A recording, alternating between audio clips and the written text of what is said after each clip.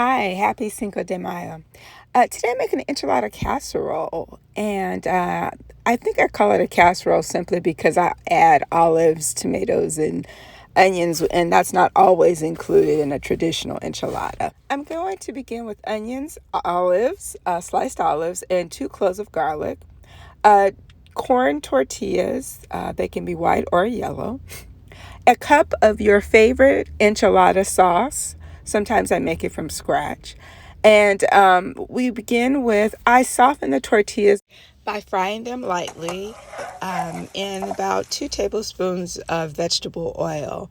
Now, I don't always do this, but it does help if you want to roll the tortilla. So I, again, just lightly soften. I stick them on a napkin or a paper towel to drain the oil. And then I'm going to begin by using about 1.5 pounds of ground beef. Season to your taste. Of course, I use pepper. I'm adding those 2 cloves of garlic chopped. I add Lari seasoning salt to taste. I add garlic powder and onion powder, so just a little bit. It doesn't need to have a lot. I then add my onions because I want to cook my onions with the ground beef. Once it's cooked, I'm going to drain it and let all the fat drain off of it. And then I'm going to set that aside so that I can then get my enchilada sauce, olives, and my mixed cheddar cheese. So I usually get Mexican cheese, which is a brand that just has a combination of cheddar, Monterey Jack, and other cheeses. On a flat tortilla, I'm going to add just about 1.5 tablespoons of ground beef, olives, and a little bit of a drizzle of enchilada sauce.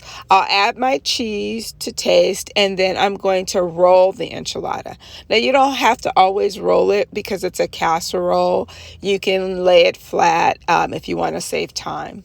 Once I have, in this case, rolled all of my enchiladas, I'm going to pour over the sauce, pour the cheese.